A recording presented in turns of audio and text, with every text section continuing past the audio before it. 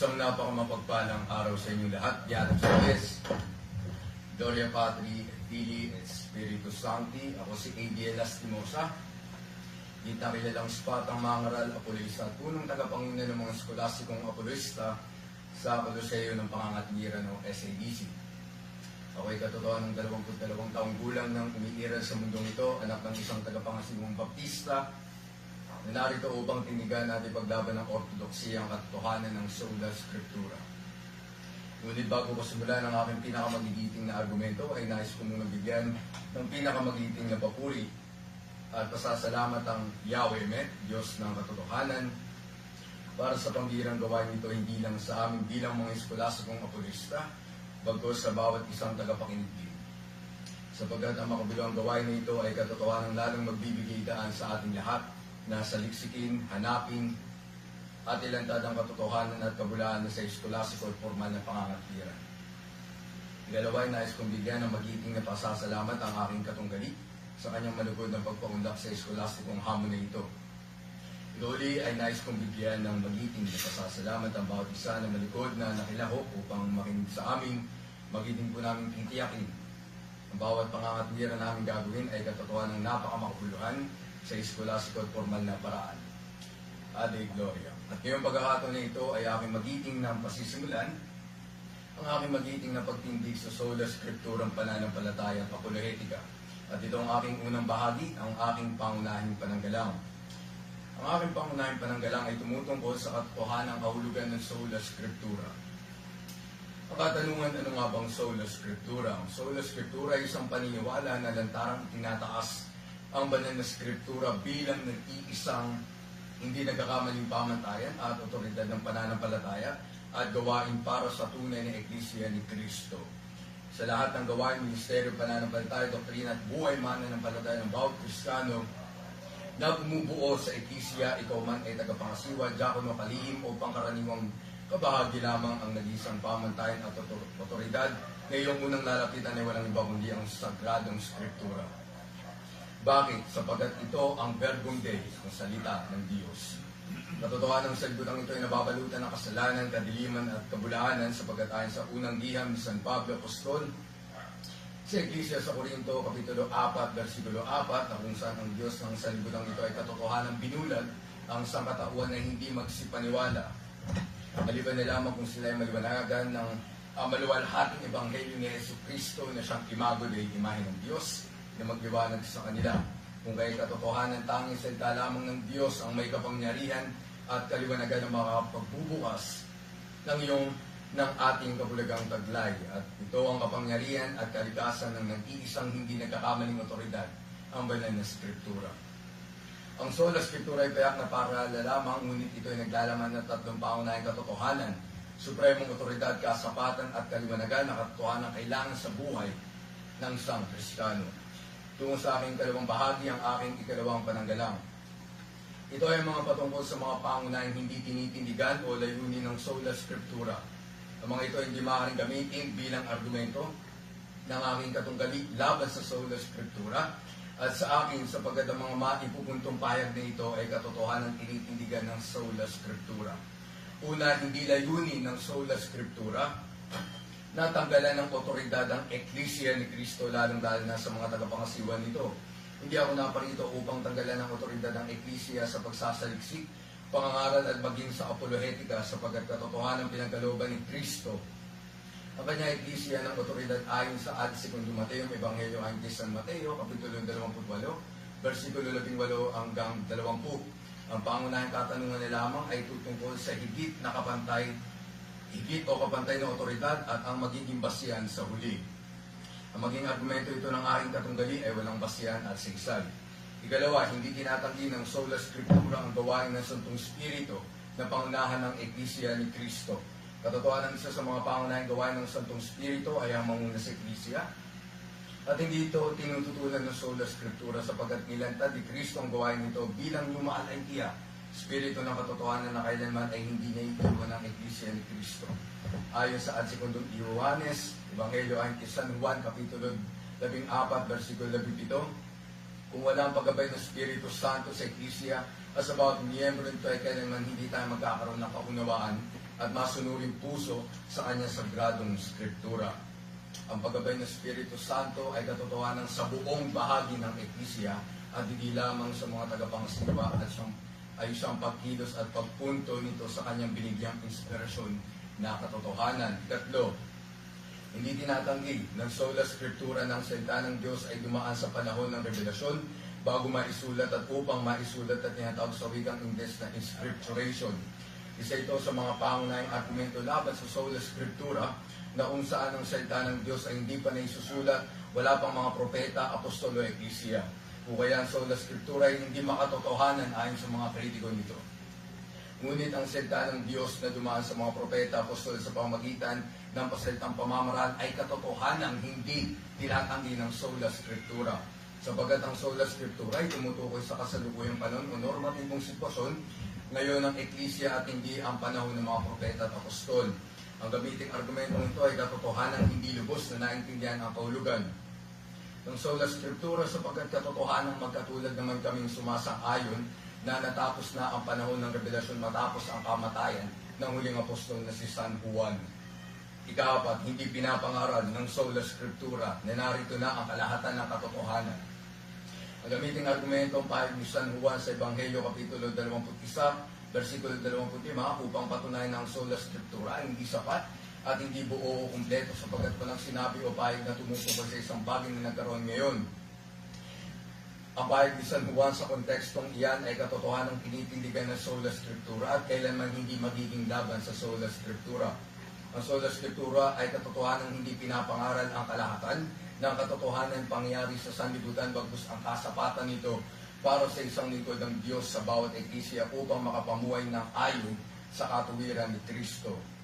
Ikalima, hindi kasalanan ng sola scriptura o banal na scriptura ang pagkakaroon ng 40,000 bilang ng denominasyon sa buong mundo. Ayon sa mga kritiko ng sola scriptura, ang sola scriptura ay isang malaking kahiyan at kamalian sapagkat dahil dito ay lalong dumami ang mga bagong denominasyon sa mundo.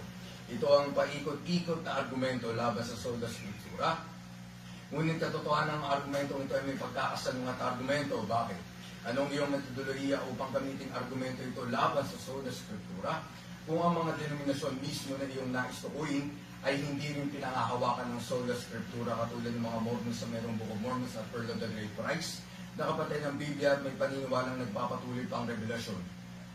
Ang maling pagkaunawa sa banal na scriptura ay katotohanan ng hindi pagkakamali ng banal na scriptura. Ito ay kasalanan ng tao, tagapangasiwa man o pangkaraniwang miyembro ng isang eklisya na nais lamang paniwalaan ng kanyang mga nais paniwalaan o antidota scriptura. Walang perpektong tao, ngunit may perpektong banal na scriptura. Na sa gabay ng Espiritu Santo, ililiwanagan ng tao sino man ang magpapasailalim sa kanyang salita. Ngayon, tungo sa aking katumbahagi na ang pangunahing umahating linya sa pagitan ko at ang aking katunggali, ang aking pangatlong pananggalang. At upang matukoy ang pinagbumulan ng pagkakaiba ng dalawang panig ay katotohanan marapat na tukoy nito at ano ito walang ibang kundi ang patungkol sa otoridad at kasapatan. Ang katanungan na lamang ay kung anong higit na otoridad para sa bawat mananampalataya. Ito ang aking patunay o ebidensya sa loob ng Sagradong Scriptura o sa wikang Ingles na internal evidences para sa aking ika-4 na pananggalang. Para sa sola Scriptura, katotohanan wala nang higit pa o papantay sa otoridad ng Sagradong Scriptura sapagat ayon sa unang Timoteo Kapitulo 3, versikulo 16 hanggang 17 ay bukod tangi lamang ang banal na Scriptura o kalahatan ng Scriptura ay katotohanan ng theomistos na nangangulugang mula sa bibig ng Diyos. Ito ay katotohanan ng isang beses lamang lumabas sa Griegong bagong tipan. Ito ay lantarang paglalarawan ni San Pablo sa kanyang liham kay San Timoteo ang kauna-unang naging tagapangasiwa sa Eklisya sa Efeso. Katotohanan hindi may tatanggi ang kalikasan ng bawat pahina ng Sagradong Scriptura ay ang pagiging mismong tinig at salita ng pinakamataas na otoridad walang iba kundi ang Diyos. Kung katotohanan ng theomistos ng pinakamataas na otoridad ng Sagradong Scriptura may higit o papantay pa ba dito? Katotohanan wala na dapat na iba.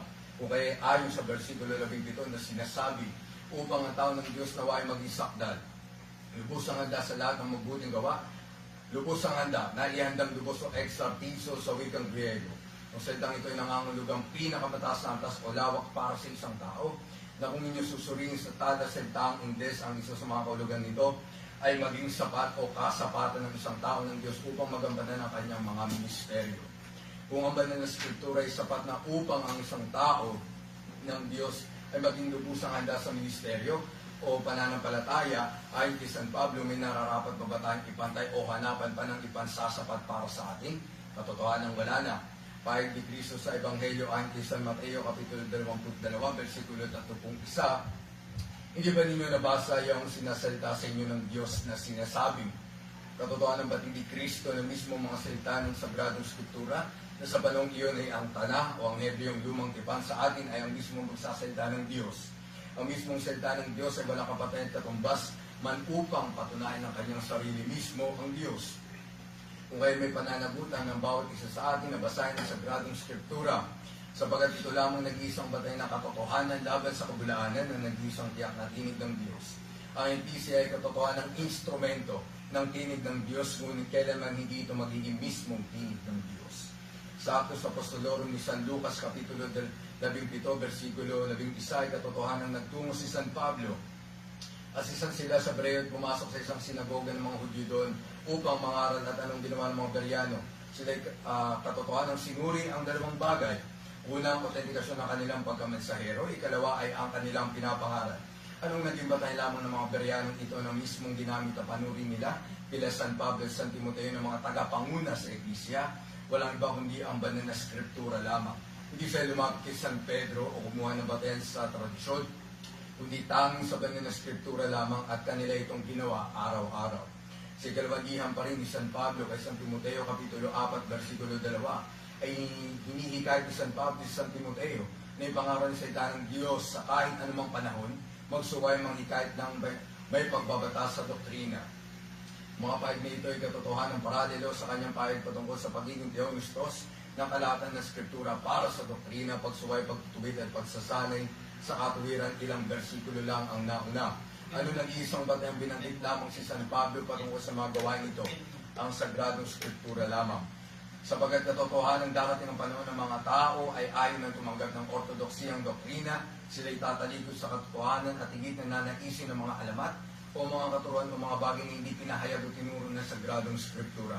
At sa pagdating ng panahon ito, anong pakatatandaan ni San Timoteo? Walang iba kundi ang salitang Theonistos na kalikasan ng Sagradong Scriptura bilang vox deo tinig ng Diyos. At hindi ang tinig ni San Pedro o ang pagpapasuri kay San Pedro. Sa pakalatang diyang ni San Judas, versikulo 3, katotohanan pinatungkulan niya ang isang pananampalataya. Ang pananampalataya ito ay tumutukoy sa mga aral o turo ng mga apostol na katotohanan isang beses lamang ipinasa. Nangangahulugang walang labis at walang kulang. Kung ang mga pangaral ng isang simbahan ay walang mismong binanggit ang mga apostol patungkol dito o ang Scriptura, ito bang aral na ito ay kadagdagan sa Sagradong Scriptura? Ito ba ay naipasa nga ba ng mga apostol? Nasaan ang mga pinakanaunang dokumento nito upang mapatunayan? Yun ang hamon sa aking katunggali. Ukol sa tinatawag na paradosis o apostoliko-ortodoksiyang eklesyang tradisyon.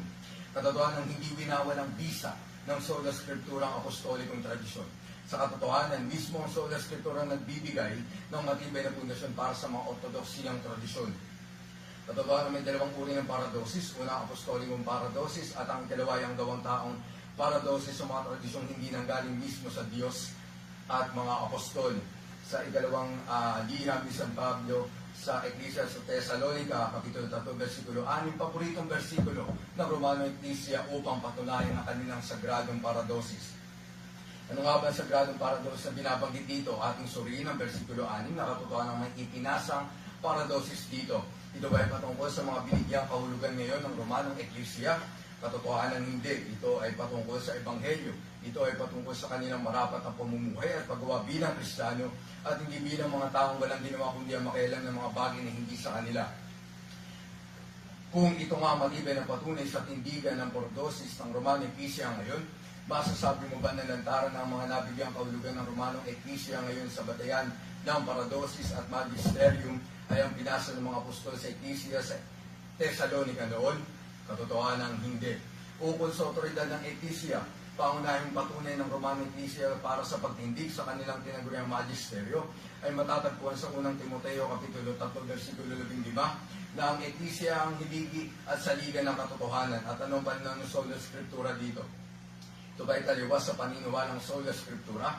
Katotohanan hindi. Ito ay lantarang sinasang-ayunan ng sola scriptura sapagkat ang eklisya bilang haligi at saligan ng katotohanan ay hindi kailanman iaangat o ipapantay ang kalagayan sa Sagradong Scriptura.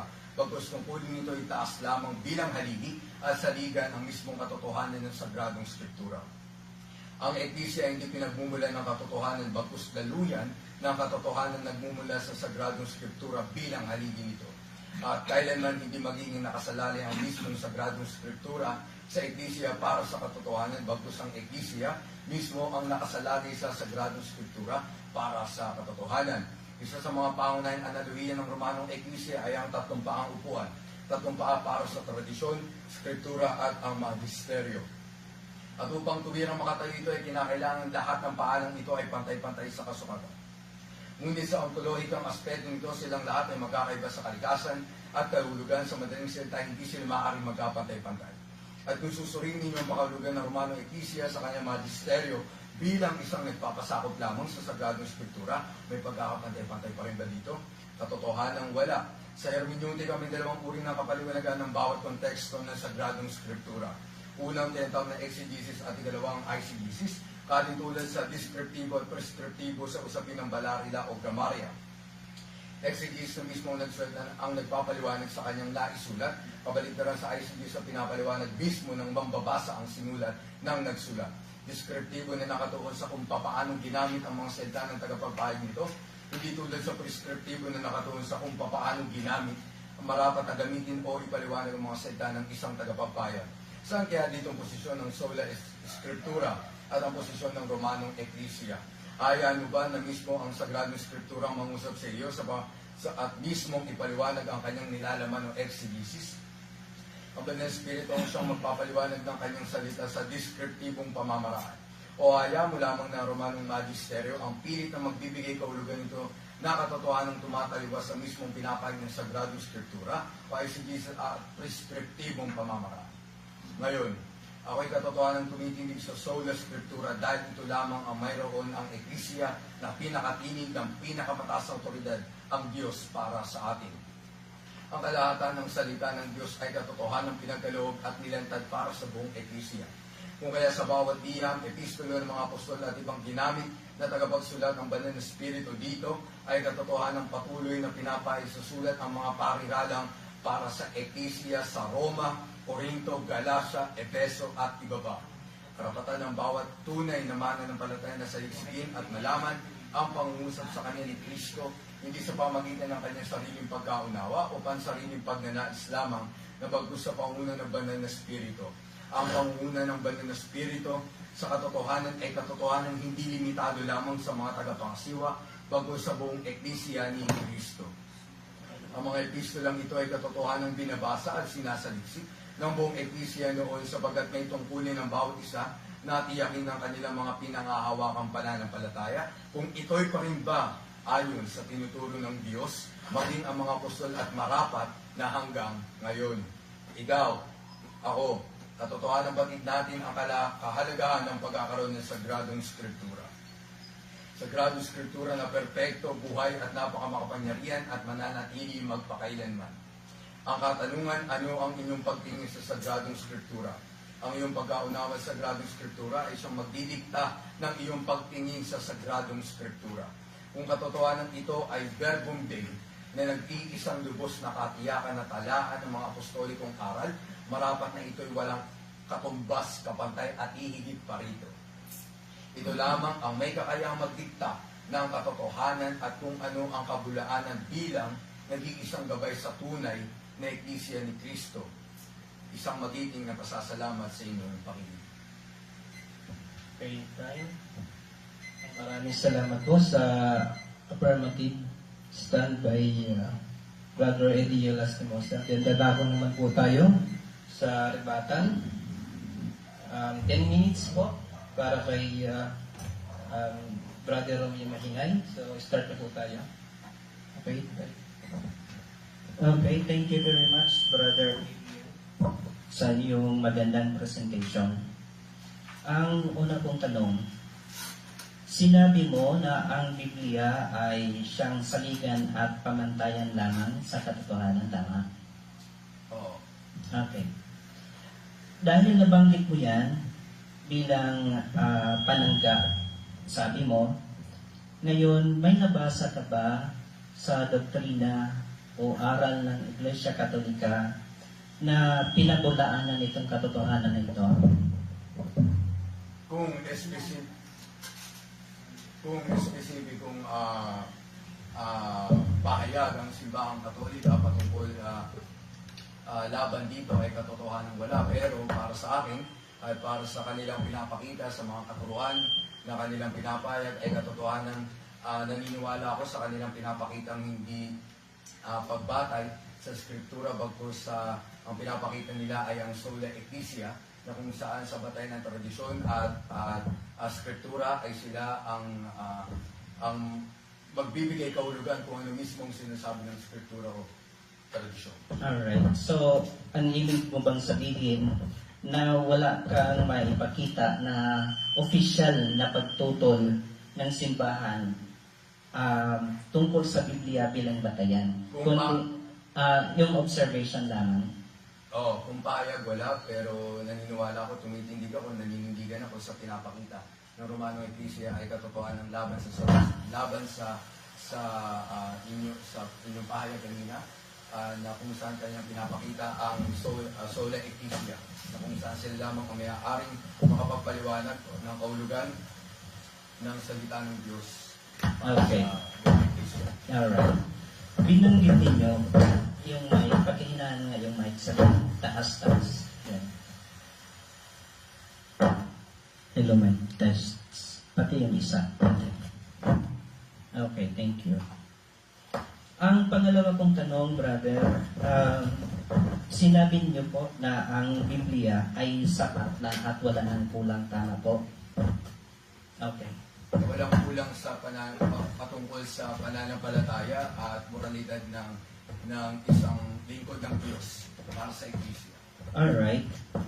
Kung ito ay sapat na at inamin mo na sapat na at walang kulang dahil ito ay salita ng Diyos, dahil binanggit mo to at ako ay ang iyong katunggali bilang Roman Catholic Church, meron ka bang official na stand ng simbahang Katoliko na dinidinay niya ang kasapatan ng Biblia para sa katotohanan?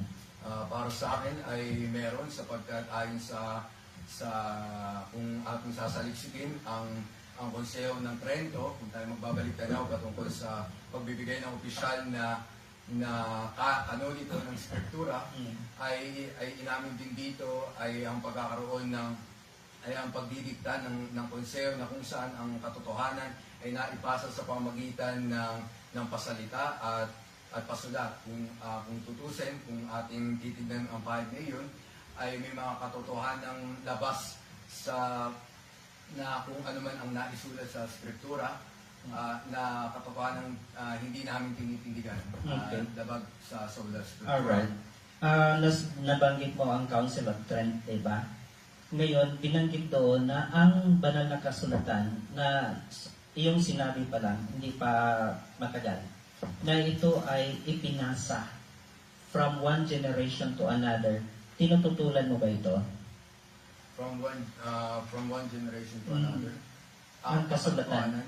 Yes. Yes, ang kasulatan. Tinututulan. Tinututulan mo ito? Hindi ko tinututulan. Okay, so tinanggap mo na ito ay pinasa from one generation to another bago ito nagiging Biblia. Ipinasa ito na kung saan isang katawan lamang ng katotohanan, na kung saan kung ano ang naipahayag sa pasulat ay ganun din ang naipahayag sa pasalita at walang katotohanan para sa sola Scriptura ang naipahayag sa pasalita lang na hindi katotohanan na isulat o naipahayag Alright. sa pasulat. Next question. Nabanggit mo na ang salita ng Diyos ay verbum Dei, tama? Sa Latin? O God's Word. Yes. Tama po. Okay. Alam niyo po ba na ang verbum Dei originally ay ginamit ng aming Santo Papa upang patunayan na ang salita ng Diyos ay salita mismo ng Diyos, verbum Dei? Sa katunayan, hindi ko nakatid yung ganun. Ngunit ang parilalang ito, ang gramarang iyon, o Ang kontekstong iyon ay aking ginamit upang patunayan ang sa kahulugan ng mismong salita ng Diyos at hindi bilang salita na binigyang kahulugan ng inyong Santo Papa. Alright. Pero narinig mo ito na ginamit ng Santo Papa? Hindi ba? Ay, hindi pa. Okay. Brother, bibigyan kita mamaya na Biblia na Roman Catholic Church. Dito nabanggit po ang tinatawag natin Divino Atlanta Spirito Verbum Dei. That means God's Word, ang salita ng Diyos. Okay, thank you. Honest na pagkasagot, hindi pa niya nabasa. Ngayon, ang sunod kong tanong, kapatid. Dahil hindi mo ito nabasa at ginamit mo na ang salita ng Diyos ay Verbum Dei, bilang Roman Catholic na katunggali mo, ngayon tanungin kita, tinututulan ba ng Iglesia Katolika na ang salita ng Diyos, ang Biblia, ay Verbum Dei? Para sa Sola Scriptura ay aking katotohanan na tinitindigan na ang Sagradong Scriptura ay Verbum Dei na para sa normatibong panahon na para sa Ecclesia. Yes, ulit ang tanong. Affirmation yun na tinindigan mo kasi yun ang stand mo naman, Verbum Dei. Ngayon ang tanong ko, Verbum Dei, God's Word, ito ba ay tinutupulan ng simbahang Katoliko? Ayon sa iyong pananaw, ayon sa iyong kaalaman? Hindi siya tinututulan, ngunit ang aking pagtutol doon ay ang paggamit ng inyong konteksto doon, ng inyong magisterium, ng inyong Santo Papa, ay katotohanan ng nahahati sa dalawa na kung saan ay may mga paradosis na ito yung na inyong pinaniniwalaan o katotohanan na hindi na ipahayag sa pasulat na Verbum Dei. Alright. So, iyon ba ay factual, brother, na kami ay hindi sumakto, ay hindi ginamit namin bilang batayan ang Biblia, or isang opinion lamang? Sa tindigan sa Scriptura, ito ay kung para sa amin ay purong Scriptura lamang. Sapagkat kung ang simbahan ay may pinagbatayan na maliban sa Scriptura at ito'y pinaniwalaang o diniklara, pinroklaman ng simbahan na ayon sa labas ng Scriptura ay katotohanan ito ay may kakayahan sa sola Scriptura. Alright. Okay. Ginamit niyo po ang 1 Timothy chapter 3 verses 16 to 17. Sa Greek ay theopnostos. Yes. Ngayon, ginamit mo ito at binanggit mo ito laban sa akin bilang ang katunggali na Roman Catholic Church. Ngayon, God-breathed, theopnostos, may official ka ba na dokumento ng simbahan na itong salita na ito ay tinututulan ng Iglesia Katolika? Walang opisyal na pahayag na tinutulan ang simbahang Katolika doon. Ngunit kaya ako katotohanan tinitindigan nito laban sa Romanong Ecclesia sa posisyon ninyo ay sapagkat dahil para sa akin, para sa Sola Scriptura, tanging ang Scriptura lamang ang siyang normatibong batayan para sa kasalukuyang panahon at kaerehan na ang mga pinaniniwalaang katotohanan na hindi na naipayag na sa pasulat na Scriptura. Alright. Okay, thank you. Ginamit niyo po ang 1 Corinthians chapter 4 verse 4, John chapter 4 verse 7, John chapter 21 verse 25, 1 Timothy chapter 3 verses 16 to 17, Luke chapter 7 verse 13. Hindi kita tanungin ng word for word. Alin doon sa mga talatang iyon na nag-specify na may sola scriptura? Kung hindi word for word, banggitin mo lang sa akin ang implication. Meron bang implication doon? Sa akin, ang pinakamatibay na kasulatan ay makikita sa unang Timoteo.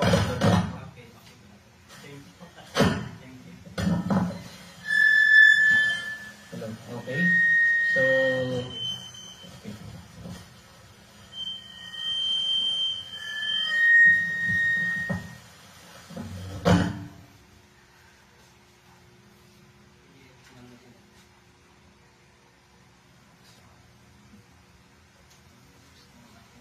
Tingnan mo yung stand. Hello, sound check. Yeah, same. Okay. Hindi na yan. Ganun lang. Itong wala. Ay.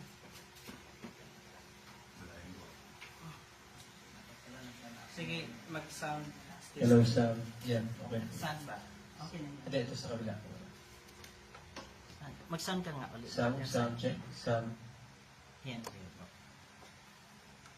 Yan.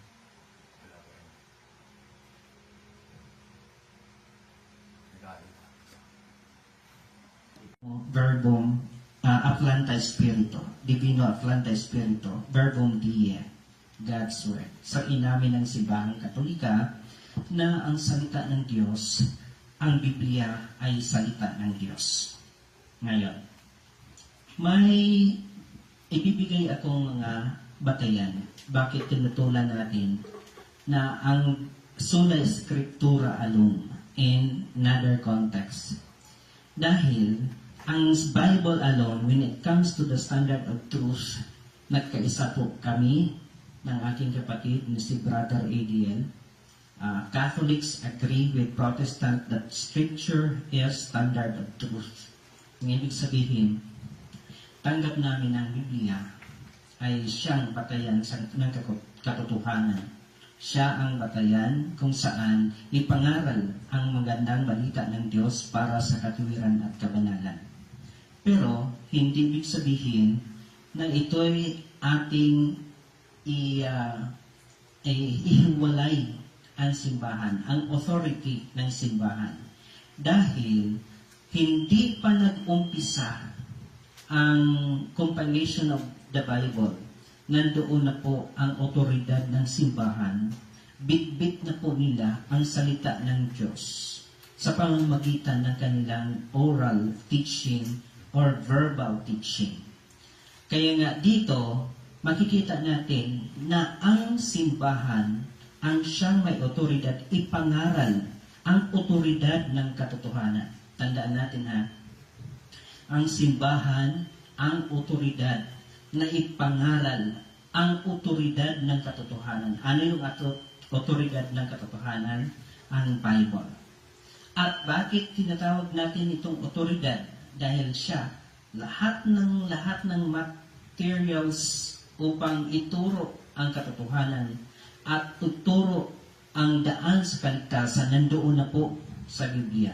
In other words, the Bible is materially sufficient for us to be taught by the Word of God to lead us to our way to righteousness and holiness. Okay. But it is formally insufficient. Bakit? Hindi po pwede na ang Biblia magturo sa kanyang sarili. Hindi po pwede ang Biblia na lalakad upang ituro ang kanyang sarili. Ang otoridad na magturo nito ay ang ating Santa Iglesia na itinatag ng ating Panginoon sa Matthew 16:18. At sinabi ko naman sa iyo ay ikaw, Pedro, at sa ibabaw ng batong ito ay tatayo ko ang aking iglesia at ang mga pintuan ng Hades ay hindi makapagwawagi laban sa kanya. Ang autoridad din po ng simbahan ay binanggit ng ating Panginoon sa Matthew 16:19, Matthew 18:18 na ang nakasaad, katotohanan sinabi ko sa inyo, anumang inyong talian sa lupa, ayong talian sa langit, at anumang inyong kalagan sa lupa, at yaong kalagan sa langit. Bagko kahit ang salita ng Diyos ay siyang otoridad ng katotohanan, pero ang binding authority ng ating simbahan na bilang tatag ng ating Panginoon, siya ang tinatawag natin na formal sufficiency in order to teach the Word of God. So ang simbahan ang magturo. Ang iglesia na tinatag ng ating Panginoon, walang iba ang magtuturo ng katotohanan. So, yun ang ibig kong sabihin doon sa tinatawag natin tanging Biblia lamang, ang sandigan o batayan lamang, hindi ito itinuro sa Biblia. Dahil ang Biblia ay standard for truth, but the standard to teach is the church. Matthew 16:18, Matthew 16:19, Matthew 18:18. and John chapter 21, verses 15 to 17, kung saan si Pedro, inutusan ng ating Panginoon bilang Pangulo ng simbahan. Inutusan ng Panginoon pakainin, alagaan ang tupa at karnero ng Diyos. Pangalawa, the Word of God refers to oral teaching also. Binanggit ni Brother Adiel, sa paglipas ng mga panahon, ang salita ng Diyos ay hindi mismo nagiging Biblia ayon sa ating nakikita ngayon. Dumaan ang mga panahon na ito ay daladala nila sa pamamagitan ng kanilang oral teaching or tinatawag natin na verbal teaching. Okay. Makikita natin yan na ang salita ng Diyos nung daladala ng mga propeta at mga apostoles, ito ay kasing tumbas sa nakasulat na salita ng Diyos na ating mababasa sa Biblia. Mababasa natin ito sa Jeremias chapter 25, verses 7. Umpisa tayo ng 3, 7 to 8. Sa loob ng 20 taon mula ng ika-13 taon ni Hoseas na anak ni Amon na hari ng Huda hanggang sa araw na ito, ang salita ng Panginoon ay dumating sa akin. Dumating. Galing sa kay Yahweh, galing kay Panginoon natin, Ama natin. Dumating ito kay Jeremias. At ako'y matyagang nagsalita sa inyo, ngunit hindi kayo nakinig. Gayon may hindi kayo nakinig sa akin, sabi ng Panginoon. So, saan nagsasalita? Nangusap ang Panginoon. Nangusap ang Panginoon doon sa propeta, kay Jeremiah. Kaya't ginalit ninyo ako sa pamamagitan ng gawa ng inyong mga kamay tungo sa inyong sariling kapahamakan. Kaya't ganito ang sabi ng Panginoon ng mga hukbo, sapagkat hindi ninyo pinakinggan ang aking mga salita. So, makikita natin dito na hindi pa nagkaroon ng compilation ng Bible. Ito ay daladala na ng mga propeta, mga alagad ng Diyos at mga apostoles upang ito'y ipangaral. So, it goes with the oral and verbal traditions in teaching. Now, in Mark chapter 4:33, si Kristo mismo nangaral na hindi bit-bit ang Biblia. Nangaral siya sa pamamagitan ng talhaga, nangaral siya sa mga bagay-bagay na hindi gumamit ng mga kasulatan. Okay. Marcos 4:33, sa pamamagitan gayong maraming talinghaga, sinabi niya sa kanila, salita ayon sa kakayanan nilang makinig. So, nangusap ang ating Panginoon using the oral tradition in teaching, using the verbal tradition in teaching. Verse 34, at hindi siya nagsalita sa kanila maliban sa talinghaga, ngunit sa kanyang sariling mga alagad ay sarilinan niyang pinagpaliwanag ang lahat ng mga bagay. So makikita natin na ang salita ng Diyos, it goes through oral teaching, verbal teaching. Okay, oral tradition. Sa ikatlong punto, gusto kong banggitin yung binanggit ni brother, na totoo yun. Dapat nating distinguish anong klaseng tradisyon. May oral tradition na hindi dapat gagawin ng mga Kristiyano, pero may oral din tradition, may oral tradition din na dapat nating i-practice. Nabanggit na ito ni Brother Adiel kanina, babanggitin kong verses. Doon sa Matthew 15, chapter 2, verse 6, Mark chapter 7, verse 8 to 13, Colossians chapter 2, verse 8, may mga traditions dito na hindi dapat nating sundin kasi ito ang tinatawag ng ating Panginoon, tradition of men has nothing to do whatsoever with our righteousness and salvation. Hindi nakakatulong. Iwasan ito, itong tradisyon ng mga Hudyo na tinatawag natin na Corban tradition. So, ito yung pinapaiwasan ng ating Panginoon. Bagkos, ngunit, may mga tradisyon din po tayo na dapat nating taglayin bilang mga sumusunod ni Kristo. Okay. Ano po yung mga tradisyon na yun?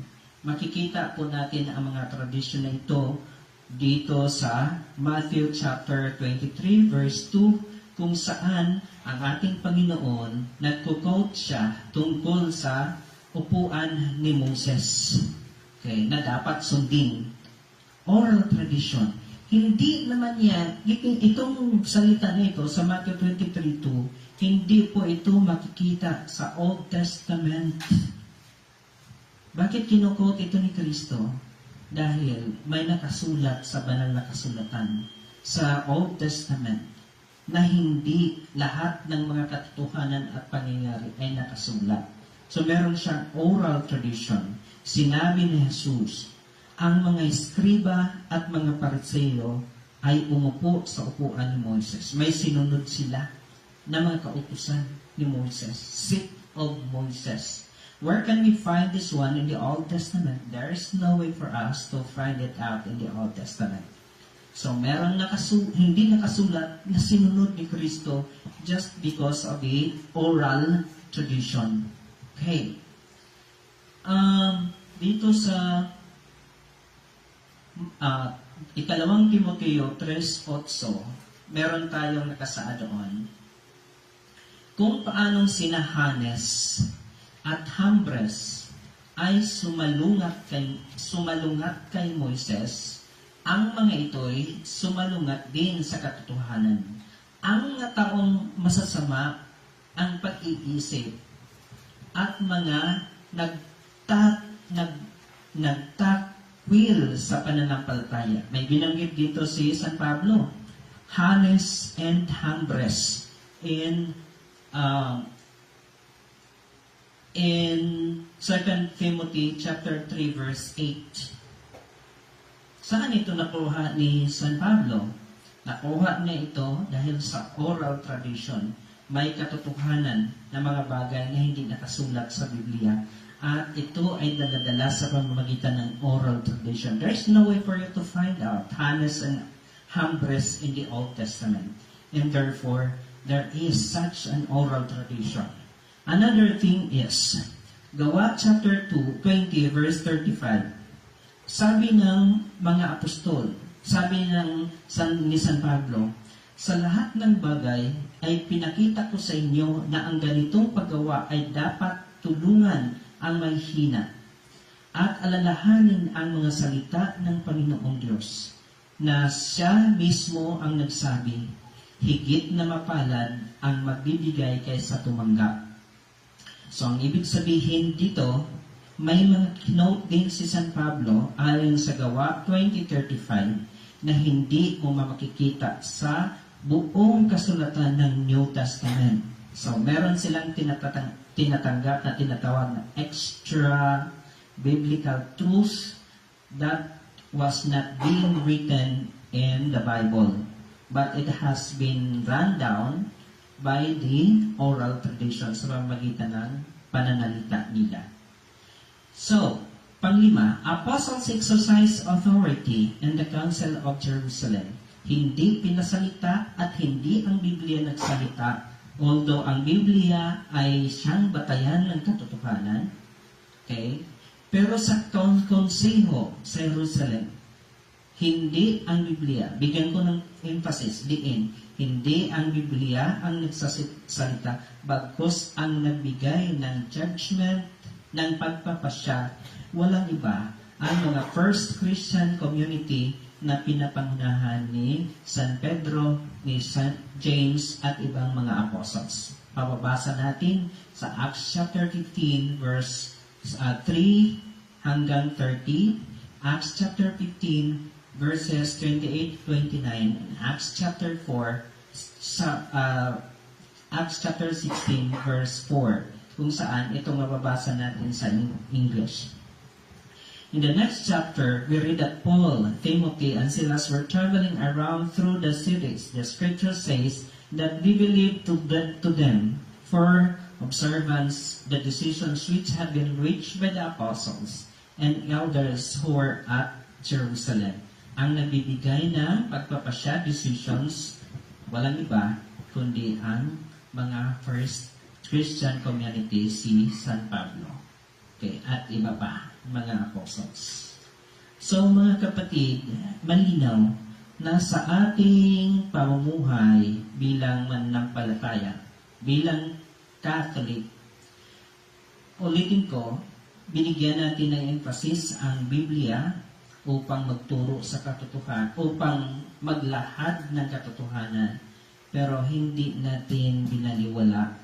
Hindi dapat natin baliwalain ang teaching authority ng ating simbahan kung siya ang authoritative na magbibigay sa atin ng paliwanag tungkol sa banal na kasulatan kasi siya ang tinatag ni Kristo.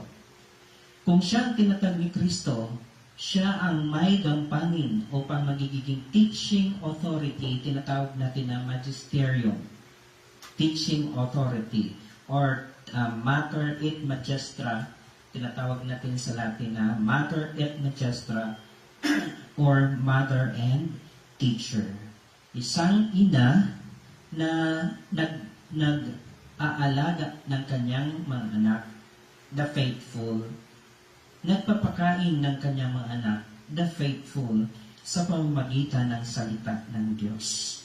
Oo, totoo. The Bible is the basis of truth, but the truth to be taught by the Christian community, the church founded by our Lord Jesus Christ. So, ang pang-anim na point na gusto kong ilahad sa ating lahat, sa Lumang Tipan, the Old Testament, Jews did not believe in sola scriptura. Ang mga Hudyo sa Lumang Tipan ay hindi niniwala sa sola scriptura. There is no way in the Bible, in the Old, nor in the New Testament, that explicitly teach about sola scriptura. There's no way. Now, first verse that I'm going to talk about is Ezra chapter 7 verse 26. Itong ating matutunghayan. Sino man hindi sumunod sa kautusan ng inyong Diyos at kautusan ng hari, mahigpit na igagawad sa kanya ang hatol maging kamatayan o pagtatapon o pagsamsam ng kanyang ari-arian o pagkabilanggo, matindi ang parusa kung hindi nakikinig sa hari at hindi nakikinig sa pamamagitan ng kanyang utos. Hari ang sinusunod, hindi ang tinatawag natin na nakasulat na kasulatan. Dahil ang hari ang siyang simbolo ng otoridad na magbigay ng panayam o magbigay ng utos sa kanyang mga tauhan. Nehemiah chapter 8 verse 3, siya'y bumabasa mula noon.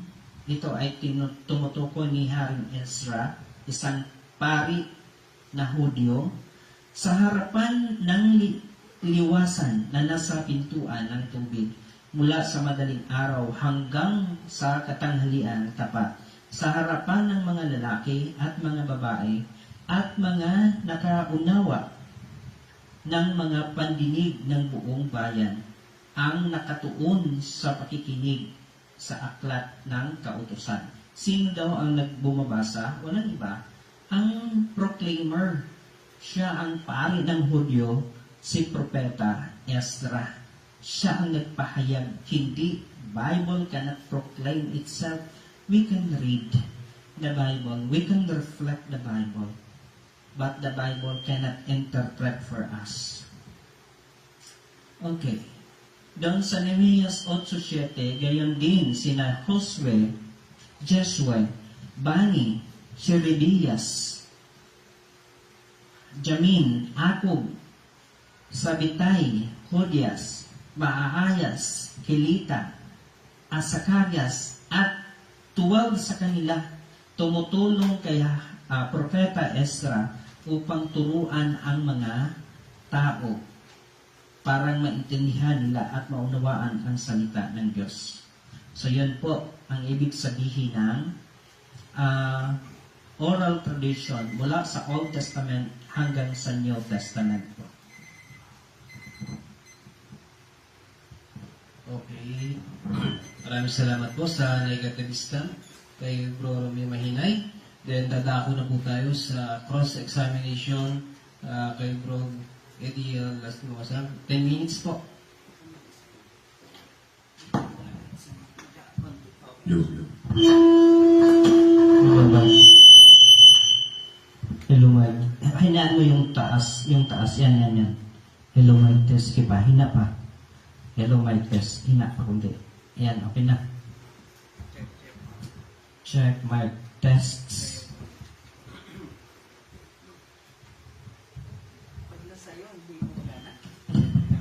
Hello, Mike. Tests. Ganun pa kundi. Yung kabila. Yan. Hello, Mike. Tests. Okay. Okay, Mike. Tests. No.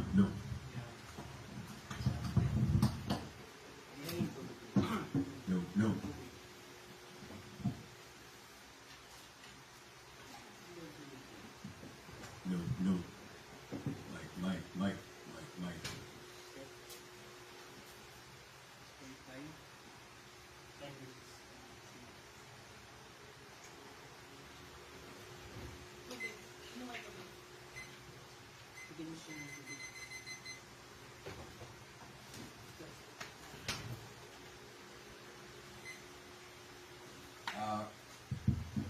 Maraming salamat, Dr. Romeo, sa iyong napakalinaw at napaka-klastikong presentasyon laban sa posisyon ng aking tinitinigan ng Sola Scriptura. Dr. Romeo, ito ang aking pangunahing katanungan ay patungkol sa Ebanghelyo ni San Mateo, Kapitulo 23, versikulo 2, patungkol sa luklukan ni Moises. Ang tinaguriang bang luklukan ni Moises o Moises seat ay doktrina ba o isa lamang kasaysayan o luklukan, literal man o metapora ng mga Hudyo na simbolo ng pagpapatuloy ng Hudyong tradisyon? Okay, thank you sa iyong katanungan, brother. Ang Matthew chapter 23 verse 20, pwede nating unawain sa figurative language and pwede din nating unawain sa literal. Si Moises bilang namumuno sa mga taong Hudyo, Israelites, meron siyang upuan dahil siya ang namuno. He has the chair. Ang chair na kanyang pinamunuan, it also represents to him as the leader. Ngayon, dahil siya ang leader, meron siyang kautusan. At ang kautusan nito ay sinunod ng mga tao. So, it could be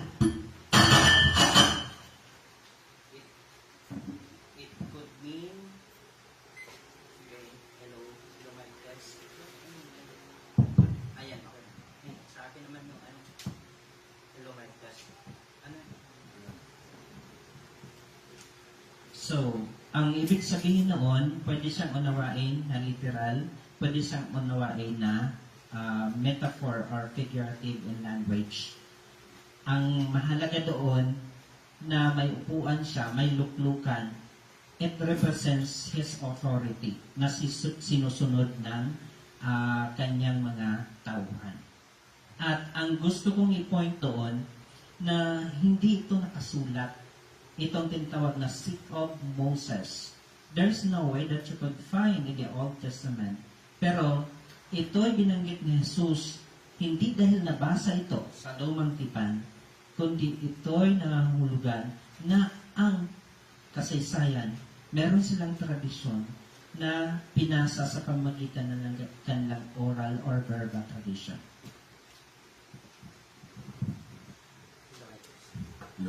Ayun, ganun din ba, Dok, doon sa patungkol sa iyong pagbanggit doon kay Janes at kay Jambres, ito ba ay patungkol sa doktrina, pananampalataya o isa lamang kasaysayan na hindi na isulat sa Scriptura? Yes. Okay. Yes. Pakita.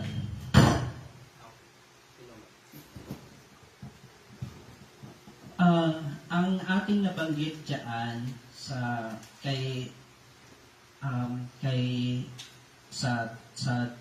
nabanggit ko sa 2 Timothy chapter 3 verse 8. kung saan ang dalawang tao hindi nabanggit sa lumang tipan.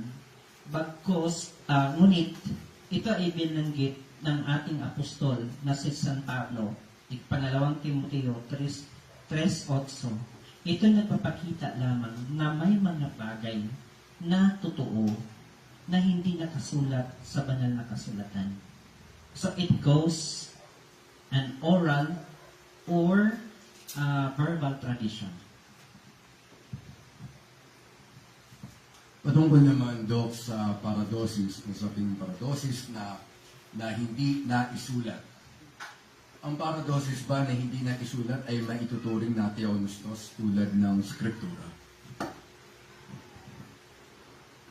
Ang mga hindi nakasulat na paradosis sa 2 Thessalonians 2:13 up to 15 na tinatawag na paradosis or tradition, same quality, same heaviness doon sa nakasulat.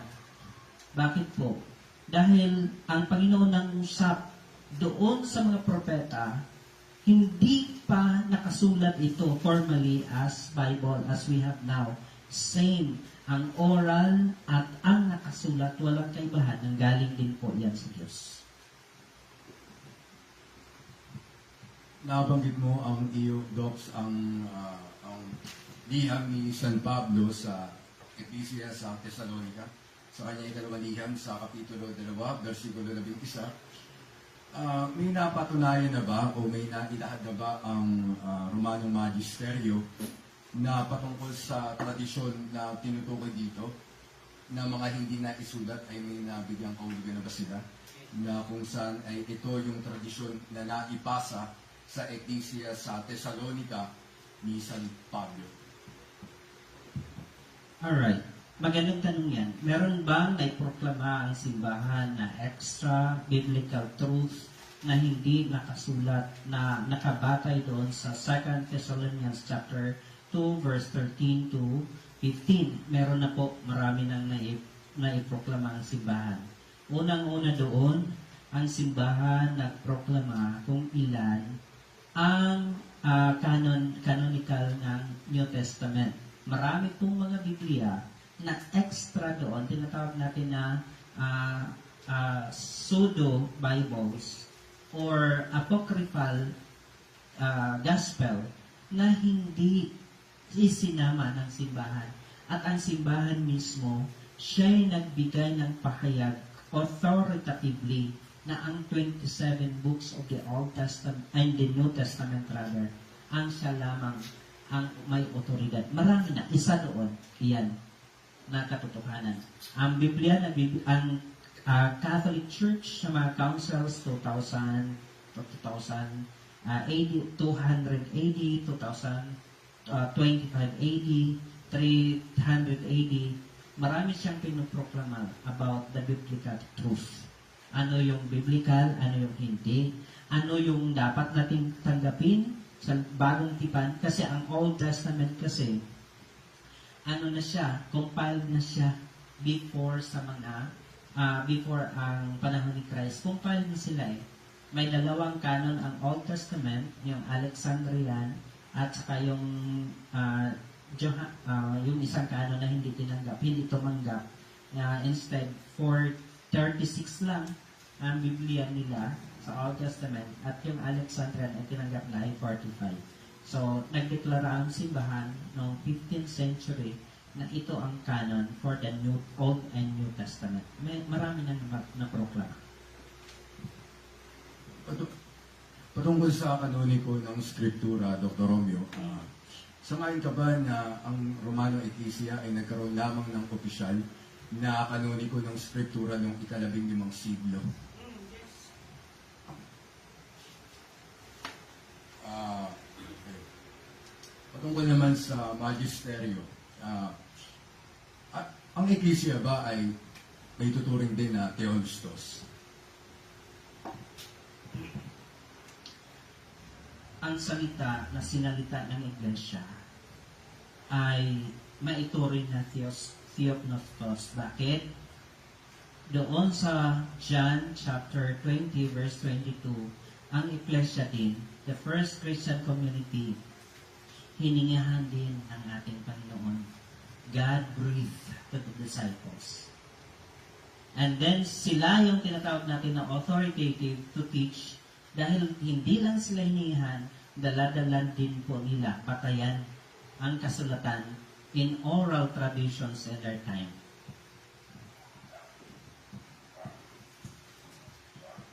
Bilang isang tapat na miyembro ng Simbahang Katolika, Dr. Romeo, para sa iyo, may karapatan ka ba na suriin ang buong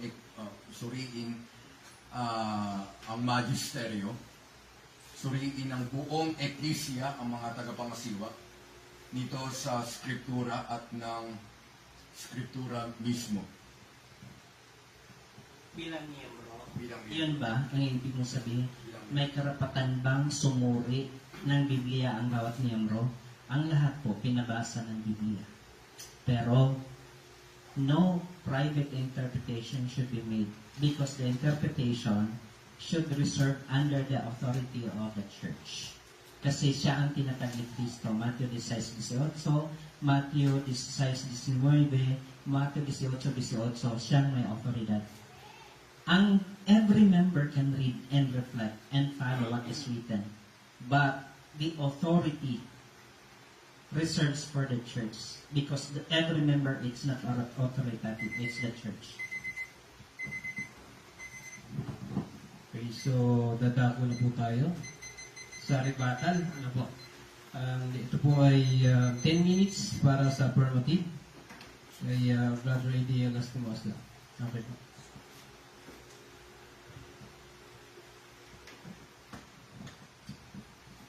No. No.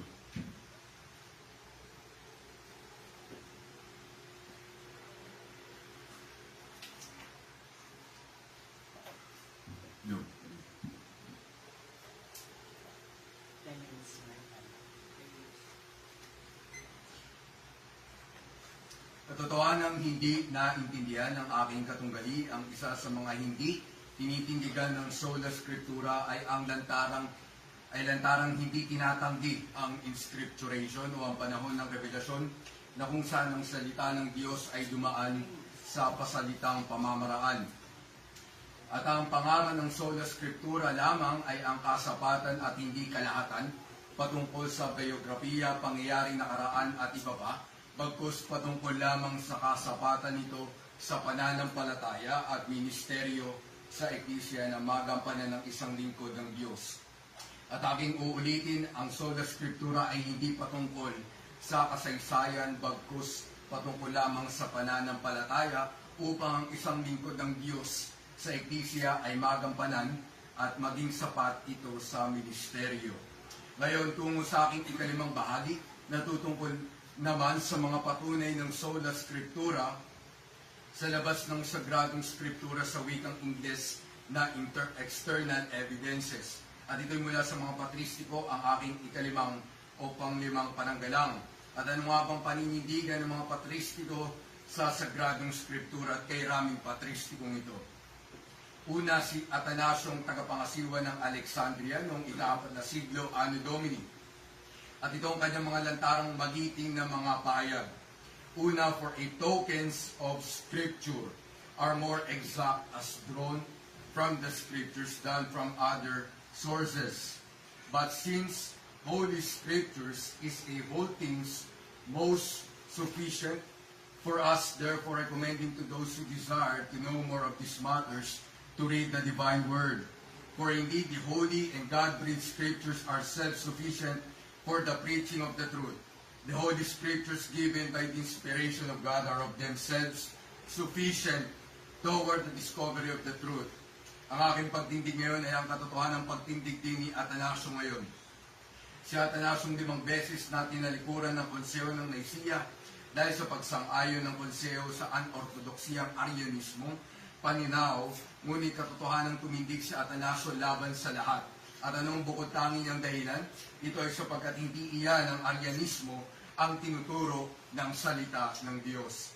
Cyril na tagapangasiwa ng Jerusalem noong ika-4 na siglo Anno Domini, habang pinapayuhan ng mga bagong mananampalataya.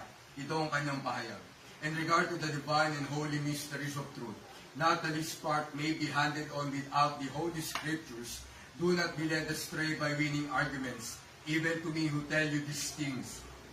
Do not give bread to believe unless you receive from the Holy Scriptures the proof of things which I announce. The salvation which we believe is not proved in clever reasoning, but from the Holy Scriptures. Origin, in which the two testaments, every word that appertains to God may be required and discussed, and all knowledge may be understood out of them.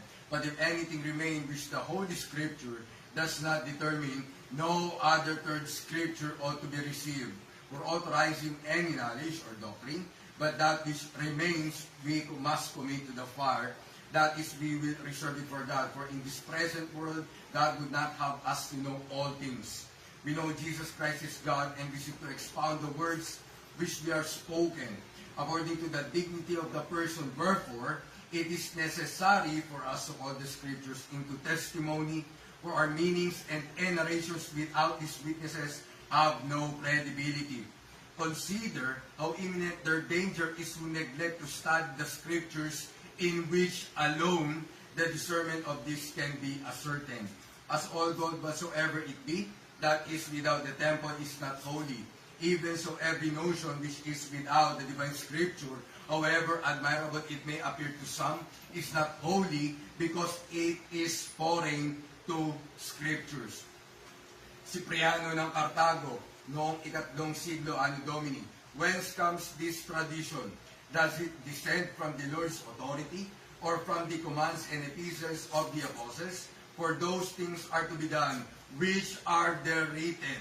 If it be commanded in the Gospels or the epistles and acts of the apostles, then let this holy tradition be observed. Para sa patristikong si Cipriano ng Cartago, ang Sagradong Skriptura ay may otoridad sa tradisyon. Kung ang isang sabi-sabing tradisyon ay isinasapabuhay ng Eklesia na hindi pinag-utos sa Sagradong Skriptura lamang, ay katotohanan hindi marapat itong gawin. Si Chodoret ng Cyrus, by the Holy Scriptures alone am I persuaded.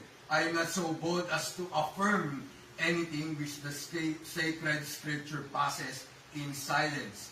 Agustin ng Hippo, noong ika-5 siglo Anno Domini, what more shall I teach you, that what we read from the apostles, for the Holy Scriptures fixes the rule for our doctrine, unless we dare to be wiser than we ought.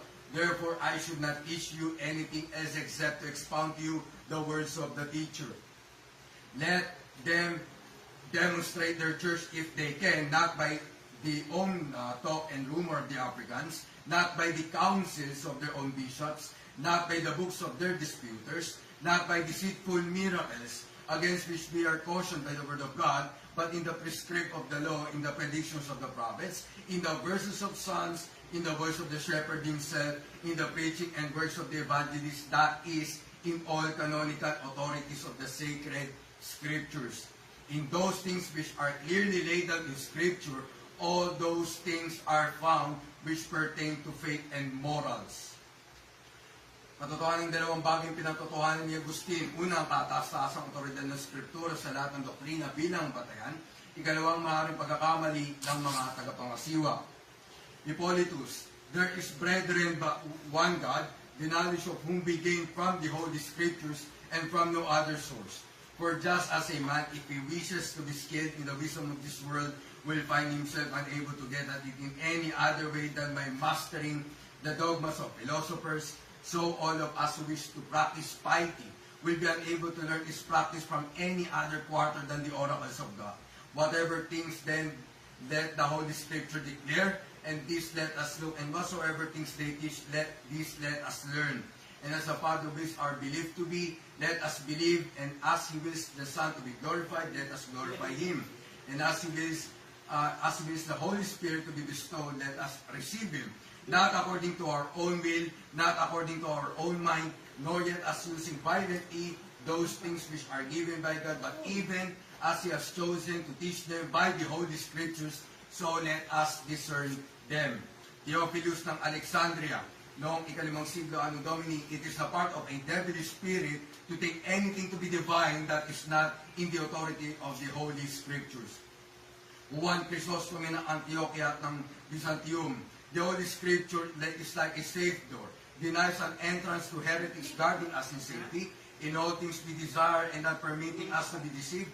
Whoever uses not the Scriptures but comes in otherwise, that is cuts out for himself a different and unlawful way, the same is a thief. Formerly, it might have been ascertained by various means which was the true church. But at present, there is no other method left for those who are willing to discover the true church of Christ but by the Scriptures alone. And why? Because heresy has all outward observances in common with her. If a man therefore be desirous of knowing the true church, how will he able to do it amid so great resemblance, but by the Scriptures alone? Wherefore, our Lord, foreseeing that such a great confusion of things would take place in the latter days, ordered the Christians to have recourse to nothing but the Scriptures. The man of God could not be perfect without Scriptures. Paul says to Timothy, you have the Scriptures. If you have desire to learn anything, you may learn it from them, but if you write these things to Timothy, who was filled with the Holy Spirit, how much more must we think these things spoken to us? It is absurd while we not trust other people in pecuniary affairs, but just to reckon and calculate for ourselves that in matters of far higher consequences, we should implicitly follow the opinions of others, especially as we possess the most exact and perfect rule and standard by which to regulate our several inquiries.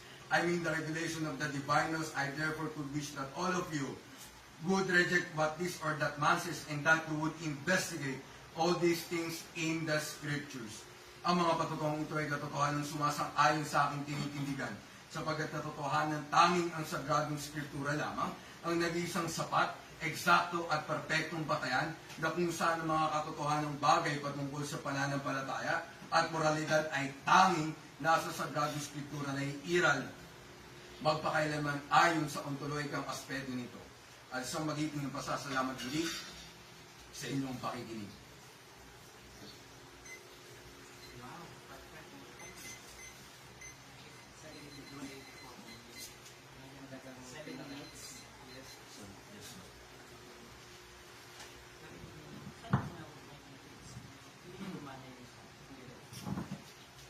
Okay, so dadako na po tayo sa cross-examination sa negative 7 minutes. Kay bro, kami mahintay. Alright. Brother ADM, yung binanggit yung mga quotations doon sa mga santong binanggit mo na sila'y makasapi ng Roman Catholic Church. Ang tanong ko, ito ba ay nabasa mo mismo sa kanilang mga libro o yung quotations lang ang meron ka? Sa katotohanan ay may ilan dito na aking nakuha sa aking mga aklat, at ilan dito ay mga pahayag lamang na maaaring nakuha sa ating modernong teknolohiya ngayon. Okay, thank you. Nakukuha sa pamamagitan ng mga internet sites, ganun. Okay. Next question, brother. Ito ba si Saint Athanasius, Saint Cyprian, Saint Augustine, si Saint Theophilus, and ibang mga santo and fathers of the church, ito ba ay humiwalay sa Santa Iglesia o nanatili sila tapat sa Santa Iglesia hanggang kamatayan? Sa akin, ito'y mahabang usapin, pero ito'y patutungkol sa kung anuman ang ating pakaulugan sa terminong ginamit ni Ignacio na salitang Katoliko o Katolisismo, sapagkat ako'y tumitindig at naniniwala na ang pahayag na iyon ni Ignacio o ang terminong ginamit niya noon ay hindi ang Romanong Ecclesia na Katoliko, at ito ay ang mga mismong sinuunang mga Kristiyano kakaiba sa Romanong Ecclesia ngayon. At sa akin ay ako'y katotohanan tumitindig na sila yung mga tinaguriang Katoliko bilang pangkalahatang tagapaglingkod o lingkod ng Panginoong Kristo ng Diyos. Ngunit kung magkakaroon ng pagkakaiba sa dalawang termino na pagkagamit dito, ay ako tumitindig na magkaiba ang Katolisismo noon sa Katolisismo. Ulit, let's just be honest lang muna. Sila ba ay tumiwalag sa Universal Church na sinasabi mo na Catholic Church? O sila ay nananatili hanggang kamatayan? Hindi sila tumiwalag, katotohanan hindi sila tumiwalag o humiwalay sa simbahang Katolika na iba noon sa kumpara sa Katolisismo ngayon. Okay. Alright. Thank you. Hindi sila humiwalay. Ngayon, ang sunod kong katanungan. Binanggit ni San Atanasio, at siya ay bishop. Binanggit niya na ang Biblia ang batayan. Ito ba ay pinasubalian ng Iglesia Katolika? Sa akin ay ito'y katotohanan ng hindi tinitindigan ng simbahang Romanong Eklesia sapagkat si San Atanasio ay aking tinitindigan na katotohanan purong solo scriptura lamang kanyang pinagbabatayan. Ang scriptura lamang o ang mga paradosis o tradisyon na nailahad sa pasulat na scriptura at hindi siya bumabatay sa mga hindi naisulat na tradisyon na hindi umaayon sa naisulat na paradosis o scriptura. Alright. Thank you. Si Saint Cyprian, ang sabi ni Saint Cyprian, nakabatay sila sa holy traditions in the scripture coming from the apostles. At si Saint Augustine, ang sabi niya, we teach under the inspiration of the scripture. We teach the faith and moral. Ito ba ay pinasubalian o dinideny ng Iglesia Katolika na ang turo ng Iglesia ay hiwalay sa holy traditions of the Holy Scripture and nagtuturo ang Iglesia Katolika nagtuturo ng faith and morals labag sa banal na kasulatan? Sa aking posisyon, sa aking tinitindigan ay magkaiba ang tinitindigang paradosis ni Cipriano ng Cartago at ng paradosis ng simbahang Romanong Eklesia ngayon sapagkat katotohanan batid ni Cipriano ang kahalagahan ng pinanggalingan ng paradosis at katotohanan ito ba ay nanggaling sa Sagradong Scriptura o hindi sapagkat katotohanan ayon para kay Cipriano ang isang paradosis na hindi nagmula sa Sagradong Scriptura ay katotohanan marapat na hindi gawin. Kung kaya ako ay magiging tumitindig na naniniwala na ang paradosis na hiwalay at aliwas sa Sagradong Scriptura ay katotohanan hindi katanggap-tanggap para kay Cipriano na tinitindigan ng Romanong Eklesia ngayon. Sinabi ni Saint Hippolytus, the Scripture is the oracles of God, salita ng Diyos. Ito ba ay pinasinungalingan ng simbahan?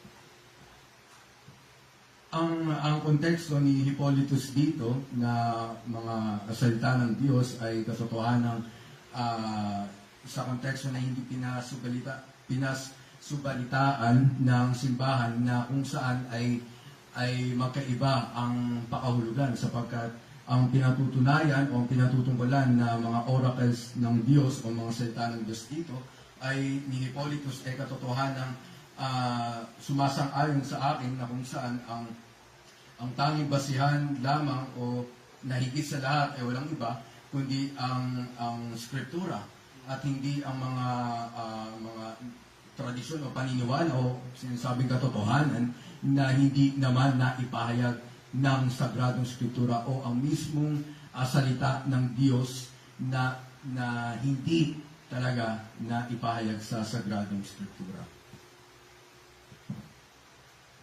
Next question. kung ang Biblia authority na tinanggap din namin, authority as standard of the truth. Ang Biblia ba, kapatid na Adiel, pwedeng makapagturo sa kanyang sarili kung walang ibang magtuturo at gagamit sa kanya upang ipagturo? Katotohanan, isa sa mga tinitindigan ng Sola Scriptura ay hindi nito tinatanggalan ng otoridad ang mga tagapanguna ng Eklesia. Pagkos batid ng Sola Scriptura ang otoridad ng mga tagapanguna dito na ipangaral at suriin at saliksikin at ibahagi ang salita ng Diyos. Ngunit para sa sa Sola Scripturang tindigan, ay katotohanan ang salita ng Diyos ay hindi limitado lamang sa mga tagapangasiwa nito, at batid ko na ito rin ang iyong babangkin sa akin na sapagat maging kayo ay nagbabasa ng Sagradong Scriptura, ngunit ang pinupunto ng Sola Scriptura ay kung saan ang pangungunan ng Santong Espiritu ay katotohanan para sa buong Eklesia at hindi lamang sa pagdating sa mga doktrina, pagdating sa mga pundasyon ng Eklesia ay hindi lamang ito sa mga tagapangasiwa. At ang panguna ng banal na Espiritu ay katotohanan para sa lahat, kung kaya't ang isa sa mga nagpapatuloy na pahayag ni San Pablo ay para sa Eklesia sa Roma, Galacia, Corinto, ito'y sa buong Eklesia at hindi sa mga tagapangasiwa lang. Brother Adiel, maliban na ang Biblia ang siyang standard ng katotohanan na pinapaniwalaan ng Iglesia Katolika at pinaniniwalaan din po ninyo.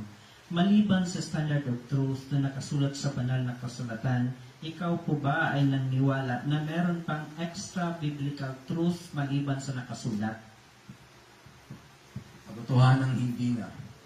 Para sa tindigan ng Sola Scriptura ay malinaw ang katotohanan ng kasapatan nito para sa pananampalataya at moralidad ng isang lingkod ng Diyos para magampanan ang kanyang gawain sa loob ng Eklesia.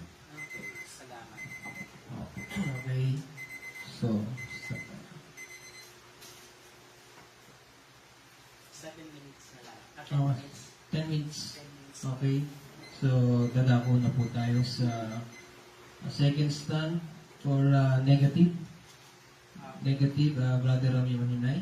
10 minutes. 10 minutes, diba? Okay. Thank you very much sa napakagandang talakayan, Brother Adiel, at kasama ang ating moderator na napaka-cool, Brother Adiel. Napakaganda ng ating talakayan. Ngayon, doon ako mag-umpisa sa last question ko na binigay kay Brother Adiel. Ang tanong ko sa kanya, meron pa ba tayong extra biblical truth outside the written word, the Bible?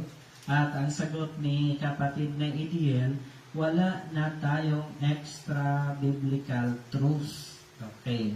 Mabanggitin ko man, may nakikinig din po ako sa ibang mga debate ng mga Baptist pastors. Magkaiba sila ng pananaw ng aking kapatid na si Brother Adiel kasi ang isang pastor, nabanggit niya na meron pang extra biblical truth maliban sa Biblia. Pero kay Brother Adiel ngayon, sinabi niya na wala na po at sapat na po ang Biblia. May nakasaad doon. Tama po ang sinasabi ng ating napakinggan kong pastor ng Baptist din po na meron pang extra biblical truth. Bakit po? Sa John 20:30, may nakasaad doon, marami pang mga kababalaghang ginawa sa Jesus na nasaksihan ng mga alagad, ngunit hindi natala sa aklat na ito. Merong katotohanan, hindi naman kasinungalingan yung ginawa ni Jesus. Makatotohanan, kababalaghan nga eh. So, hindi nakasulat. Kung masumpungan yon sa pamamagitan ng oral teaching or verbal teaching, yan yung tinatawag doon sa 2 Thessalonians chapter 2, verses 13 to 15, na meron silang mga salitang pinamana, the oral traditions, doon sa mga nakikinig sa kanila. Okay. John chapter 21:25, magandang balita Biblia, at marami pang ginawa si Jesus na kung susulatin lahat, inaakala kong hindi magkasya kahit sa buong daigdig ang mga aklat na masusulat. Merong mga pinahayag na mga nagawa si Jesus. May kababalaghan si Jesus na nagawa na hindi nakasulat na dapat nating paniwalaan ayon sa nakasulat sa John chapter 20:30, John chapter 21:25, hindi lahat. Kasi kung isusulat nito, hindi magkasya ang buong daigdig sa mga aklat na masusulat. Meron po. In fact, si Jesus mismo, doon sa Marcos 6:34, siya nagpahayag sa mga bagay na hindi nagbasa ng Biblia bagkus sa pamamagitan ng pananalita. At marami pang ginawa sa Jesus. Okay. Mark 6:34. Pagbaba niya sa pampang, nakita niya ang napakaraming tao na nahabag siya sa kanila sapagkat sila'y tulad ng mga tupa na walang pastol at sila'y sinimulan niyang turuan ng maraming bagay. Sinimulan niyang turuan. There is this extra truth na mga bagay. Ano yun? Itinuro ng ating Panginoon. Itinuro. Yan ang tinatawag natin na through oral or verbal teaching. Okay. Kaya nga, hindi ko na po banggitin yung mga tradisyon na dapat natin iwasan. Hindi na natin ito banggitin kasi marami tayong mga tradisyon na dapat natin iwasan, natin tawag na Corban rule ng mga Hudyo. Paghugas pa, paghugas kamay, dapat maglinis bago pumasok ng bahay, maglinis muna doon sa labas. Okay? Tradition. It's the tradition of man. Okay?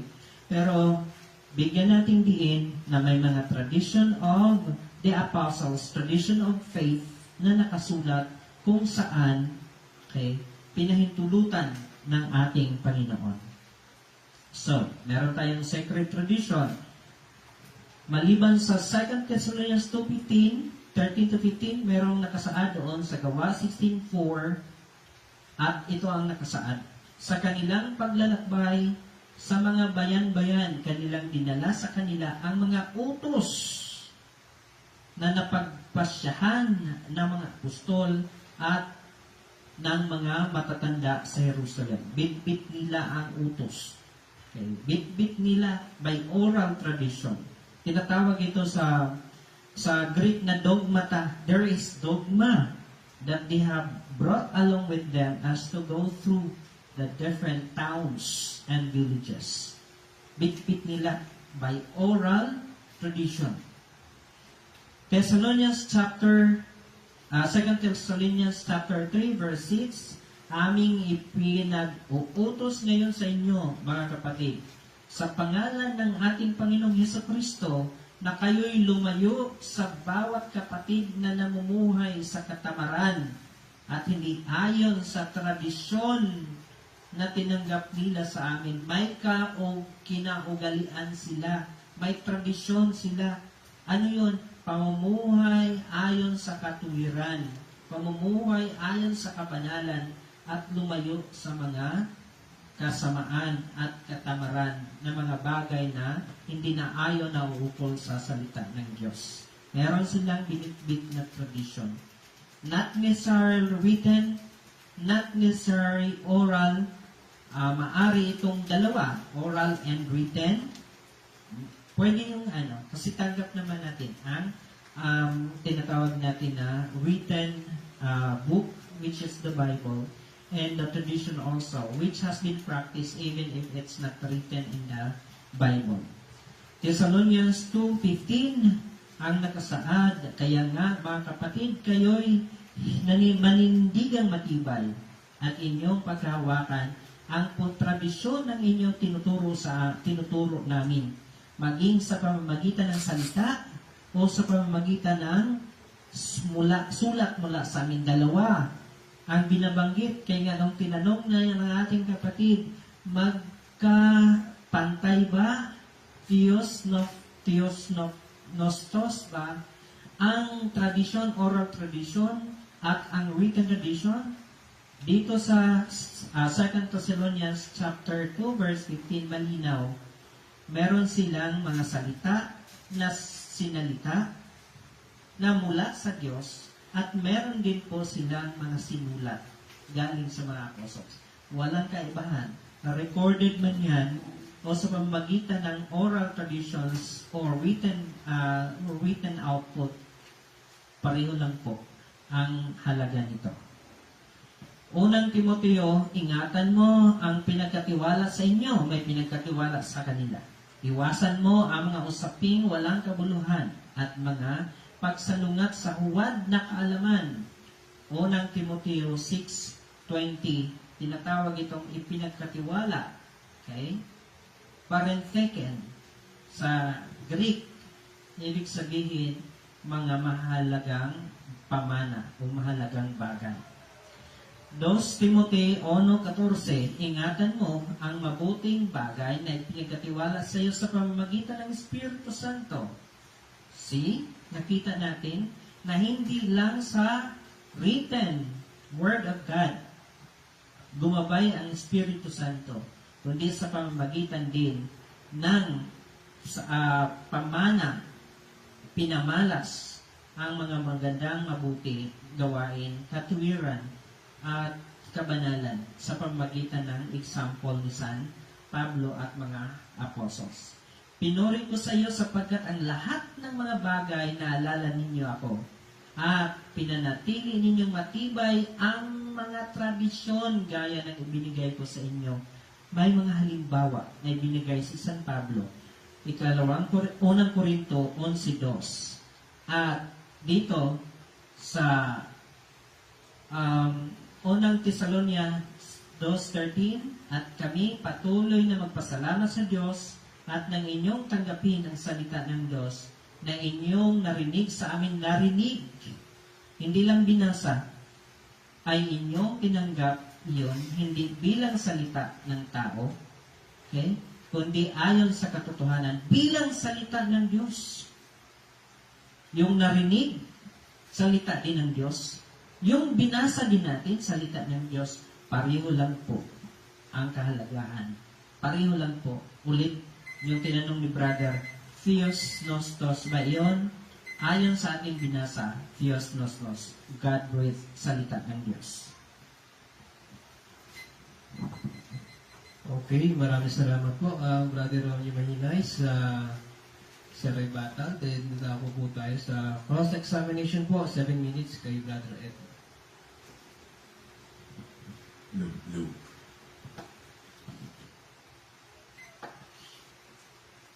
Dr. Romeo, ang lahat ba ng paradosis sa sa labas ng Skriptura na nabigyang kahulugan ngayon ng Romanong Eklesia ay may lubos at tiyak na harmonya sa kung anuman ang naisulat? Okay, thank you very much. Ang nabasa natin sa banal na kasulatan, ayon ni San Pablo, meron silang pananalita na dapat panatiliin bilang tradisyon ng mga nananampalataya. Ano yon? Ang palaging sumunod kung ano ang kanilang habilin sa mga nananampalataya. Kung palagi nila ngayong sinunod ito at pinasunod ayon sa kanilang panampalataya, ito'y nakabatay sa salita ng Diyos na kanilang ibinigay orally, verbally, doon sa mga nanampalataya sa kanila. Paano naman kung aking ipupuntong paradosis dito na nabigyang kahulugan ng Romanong Eklesia ngayon ay patungkol sa mga dogma ng simbahan? Lahat ba ito ay may lubos at tiyak na harmonya sa kung anuman ang naisulat? Alright, maganda yan, brother, kasi kung tatanggapin natin ang mga dogma ng Simbahang Katoliko, nabanggit ko na po, may dogma po sa Biblia. Kung babasahin natin ang Greek, Acts chapter 16 verse 4, meron po tayong mababasang dogmata, may doctrines tayo. And part of the authority of the church coming from Jesus in Matthew 16:18, Matthew 16:19, Matthew 18:19, the church has the binding authority na magbalangkas siya ng mga aral, dogma, ayon sa kasulatan. It's in harmony with the oral and written tradition of the church. Kung katotohanan ng mga dogmang ito ay may harmonya sa Skriptura, lahat ba ito ay may dokumento o patunay sa unang siglo o ikalawang siglo ng patristikong panahon? Ang mga dogma ng ating simbahan ay dumating siya on the process. Hindi ito explicitly itinuro, but implicitly nandun na po sa panahon ng mga apostles, and even in the Old Testament time, meron na po tayo doon.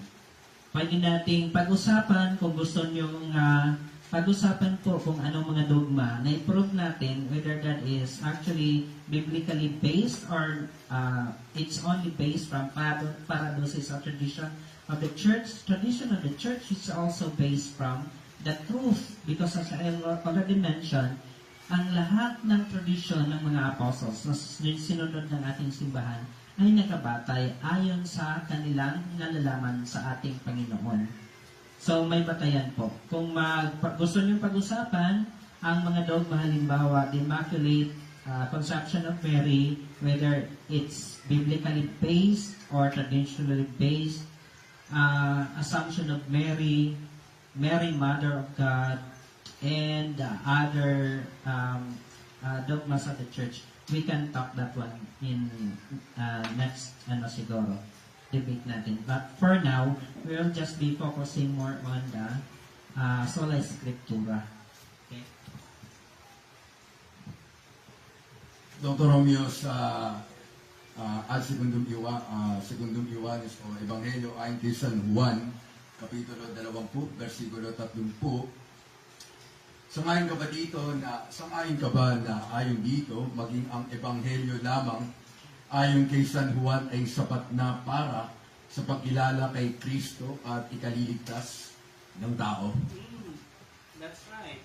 Sapat na yan, pero hindi ibig sabihin na hindi natin tinanggap ang tinatawag na mga bagay na hindi nakasulat. Kasi sa John 20:30, may mga bagay na hindi nasusulat, na totoong pangyayari. Sapat na, walang problema yon. It's enough. Okay. But it doesn't mean that there is no other extra biblical truth outside the enough. Enough yun, kasi yun lang ang nasulat. May mga hindi pa nasulat na may totoo rin, kasi yun ay naganap. Ginawa ni Jesus. May mga kababalaghan, hindi na isulat. Totoo rin po yun. Enough, because yun lang po ang nasumpungan natin. Yun, hindi natin nakagilap yung iba. Sangayon ka rin ba, Dr. Romeo, na ang mga pinunto dito ni San Juan ay ang mga milagro o ang mga ginawa lamang ni Kristo at hindi ang kanyang mga itinuro? Yung mga milagro at yung kanyang mga ginagawa ay assign din po yon ng aral, kasi he leads by example, he sets by example. Let's say, for example, when I say, you are, as a leader, you are leading by example. Kahit hindi ka nagsasalita, nakikita lang sa iyong kilos at gawa. Isa na rin po yun sa doktrina aral na dapat nating tularan. So, ang aral, hindi lang yung nakasulat lang, yung verbally sinabi. Ang aral, pwede din makikita sa buhay ng bawat isa. Huling tanong, dahil sa oras, Panghuling katanungan para sa aking minamahal na Dr. Romeo ay sa aking pinakatindigan ay ang 2 Timoteo, Kapitulo 3, versikulo 17. Sangayon ka ba na kayang gawing sapat ng Skriptura ang lingkod ng Diyos na magampanan ang gawain nito sa loob ng Eklesia at maging sa labas? Hindi kami tutol sa nakasulat sa Biblia. In fact, I always keep on repeating, Catholics agrees with the Protestant that the Bible is the standard of truth. We agree, but it doesn't mean there is no authoritative person to teach the Bible. Okay, so let's proceed for the conclusion. Negative side, kay Bro Romy Mahinay. 5 minutes. We have 5 minutes for the conclusion. Thank you very much. Maraming salamat, Brother Adiel and Brother Jeff. Magkamukha mo kasi si Brother Jesse. Minsan-minsan na nakasama namin sa group. Okay, gusto kong bigyan din na ang katotohanan, it is composed of oral, verbal, and written, as it is written in 2 Thessalonians chapter 3 verses 13 to 15. Magkasama po yun. Hindi pwede nating tanggapin ang written pagkatapos hindi natin tanggapin ang oral. May katotohanan po, may extra biblical po. Kung kahit ano man yan na kaganapan sa panahon Kristo at sa mga apostles, kailangan natin tanggapin ang dalawa. At ang magturo nito, walang iba ang ating Santa Iglesia na. Diyan sa Roma, 10:15, may nagtatanong doon, paano sila mangaral kung hindi sila sinugo? May mga ngaral. Ang Biblia hindi po mangaral. Babasahin ng mga ngaral upang ipangaral. Again, the Bible is the authority or standard of truth. But there is also the authority to teach the standard of truth. At yung mangaral na yun, ay yung simbahang Katoliko. Matthew 16:18, Matthew 16:19, Matthew 18:18, Ephesians chapter 3 verse 15. Upang sa pamamagitan ng Iglesia, maipaalam ngayon ng mga pinuno sa mga kapangyarihan at kasangkalangitan at ibang-ibang anyo ng karunungan ng Diyos ay naihayag. Naihayag ang karunungan ng Diyos. Hindi sa pamamagitan ng Biblia lamang. May nagturo ito. At ang nagturo nito, authoritarian nito, ay ang Santa Iglesia. Again, the Bible is the standard authority theos nostos as Word of God. But there is this authoritative person to teach.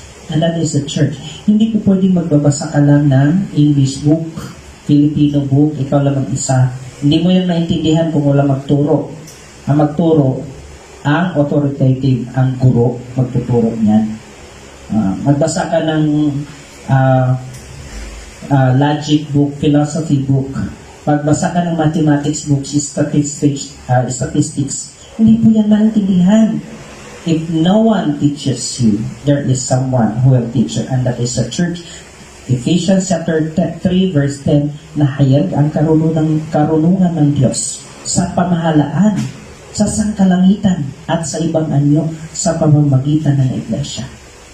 Unang Timoteo 3:15, ngunit kung ako'y maantala, maaari mong malaman kung ano ang dapat ugaliin ng bawat tao sa bahay ng Diyos.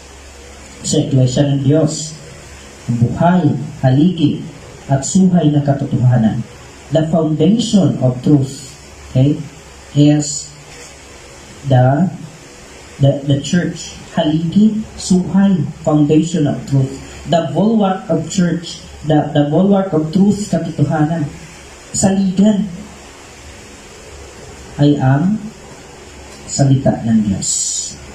Kaya nga, ang bawat isa, tinanong ni Brother Adiel ako kanina, pwede bang magbasa ang bawat isa? Pwede po. pero bawal tayong magkaroon ng private interpretation.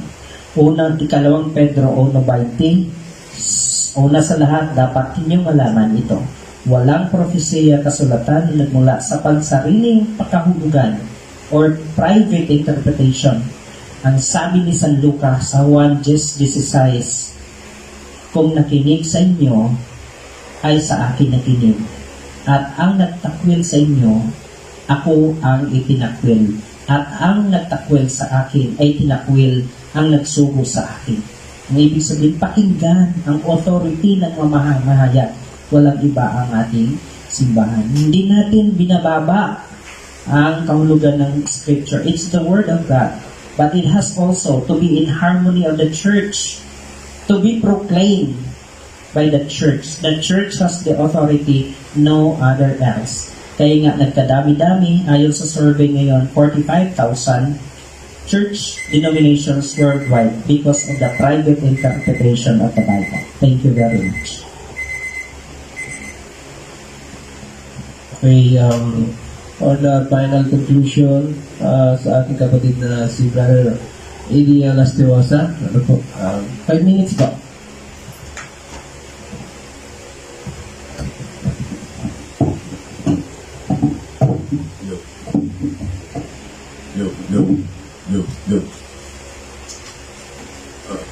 Look.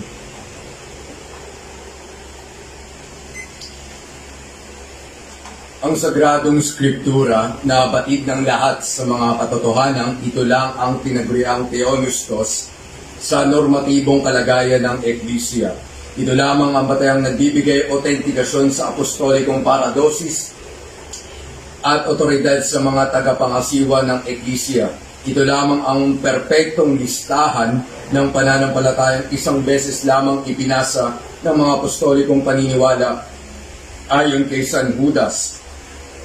Higit sa lahat, ito lamang ginamit na batayan ni Kristo ng mga apostol at ng mga sinaunang Kristiyano laban sa kabulaanan ng sanlibutan ito, sapagkat ito'y katotohanang sapat na ayon sa mga patristiko, lalong-lalo na kay San Atanasio, na buong tapang ipinaglaban ng dakilang aral ng pagkadiyos ni Kristo laban sa lahat ng tagapangasiwa sa konseho ng Nicea, maging ang tagapangasiwa obispo ng Roma ay kinondena siya. Ngunit siya'y katotohanang tumindig sa aking tinitindigan. Tumindig siya hindi dahil sa tradisyon, tumindig siya dahil laban sa obispo ng Roma, hindi higit sa lahat. Tumindig siya dahil ito ang sinasabi ng Sagradong Skripturang ayon sa kanya na pinakasapat para sa bawat Kristiyano ng Eklesia. Ikaw, gagawin mo rin ba ang ginawa ni San Atanasio? Titindig ka rin ba hindi para sa mga sabi-sabing paradosis? Titindig ka rin ba laban sa kaerehan ng pangkalatang tagapangasiwa ng Romanong Eklesia? Titindig ka ba alang-alang lamang sa nag-iisang tiyak na vox Dei o tinig ng Diyos para sa Eklesia? Katotohanang nararapat na oo. Sapagkat si Kristo bilang isa ring Hudyo ay tumindig laban sa mga sabi-sabing paradosis ni Moises na mula raw sa Yahweh, na katotohanan nabanggit na ni Dr. Romeo na pinanghawakan ng mga tagapangunang Parseo, bago si Kristo tumindig alang-alang sa vox Dei. Walang iba kundi ang Sagradong Skriptura lamang ng panahon iyon, walang iba kundi ang Tanakh. Sa talakayang ito, katotohanan hindi ito paligsahan ng mahuhusay na apoloista o magigiting na argumento. Ang talakayang ito ay ang mismong kanon ng katotohanan at kabulaanan.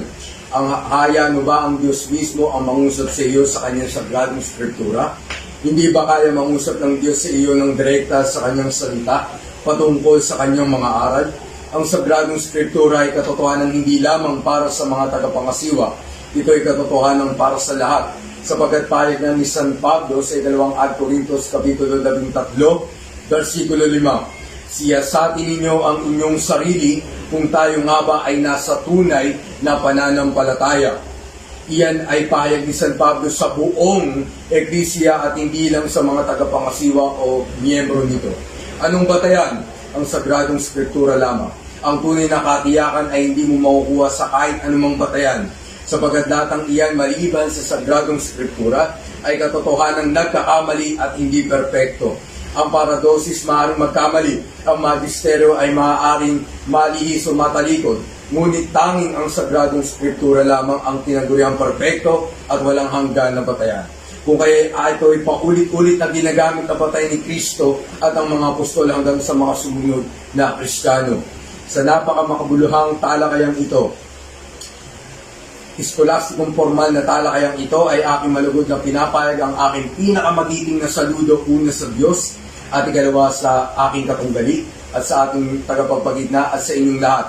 At bilang punong tagapanguna sa mga magiting na eskolastikong apoloista sa Coloseo kasama ng aming napakagiting na eskolastikong apoloista na tagapayo na si Dr. Mahinay, ang aking katunggali, ay magiting po namin kayong patuloy na inaanyayahan na makilahok sa aming pagnanais na maibalik ang eskolastiko at formal na talakayan laban sa mga talakayang punong-puno ng paninirang puri at panlilibang.